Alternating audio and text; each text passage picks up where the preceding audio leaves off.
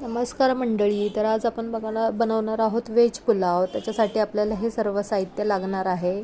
तर चला बनवूया मग व्हेज पुलाव. आणि इथे मी एका साईडला कढई गरम करायला ठेवलेली आहे, पाहू शकताय. त्याच्यात मी 2 चमचे तेल टाकून घेतलेलं आहे. आणि त्याच्यातच आपण आता तेल गरम झाल्याच्या नंतर जिरे टाकलेले आहेत.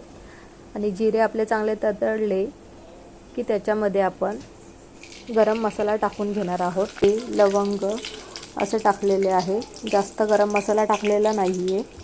आणि आता जे आपण खोबरं, आलं, लसूण, कढीपत्त्याचं वाटण केलं होतं मिक्सरमध्ये, ते घालून घेणार आहोत आणि व्यवस्थित परतणार आहोत.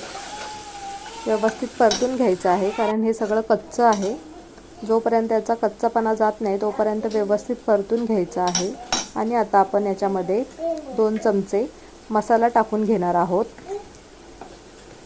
मसालाही तुम्हाला जितकं तिखट आवडतं त्या हिशोबाने टाकू शकता. आता ज्या मिक्सरच्या भांड्यामध्ये आपण वाटण केलं होतं आलं, लसूण, खोबऱ्याचं, त्याच्यातच थोडंसं पाणी टाकून मिक्स करायचं आहे चांगलं, तेल सुटेपर्यंत. आता तुम्ही पाहू शकताय आपल्या मसाल्याला किती छान प्रकारे तेल सुटलेलं आहे.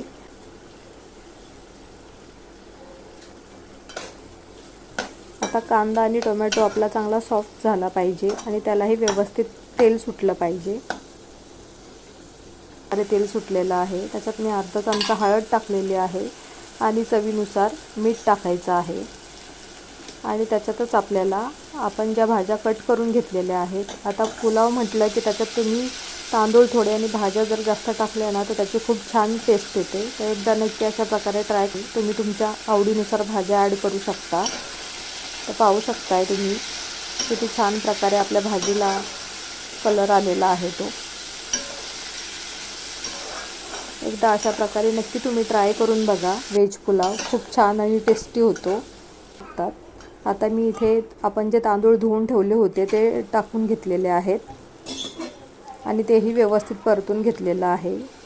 आणि आता मी त्याच्यामध्ये गरम पाणी ॲड केलेलं आहे. गरम पाण्याचा जर वापर केला ना तर खूप छान तरीही येते आणि चवही खूप छान लागते. तर नक्की एकदा अशा प्रकारे तुम्ही ट्राय करून बघा. तुम्ही पाहू शकता किती छान कलर दिसतो आहे आपल्या पुलावचा तो. आणि तरीही बघा तुम्ही भाताला किती छान आलेली आहे. आता त्याच्यामध्ये मी कोथिंबीर टाकून घेतलेली आहे. आता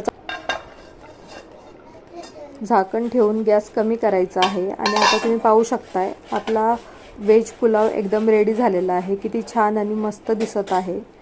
मला माझी रेसिपी आवडत असेल तर नक्कीच माझ्या चॅनलला लाईक करा, शेअर करा, सबस्क्राईब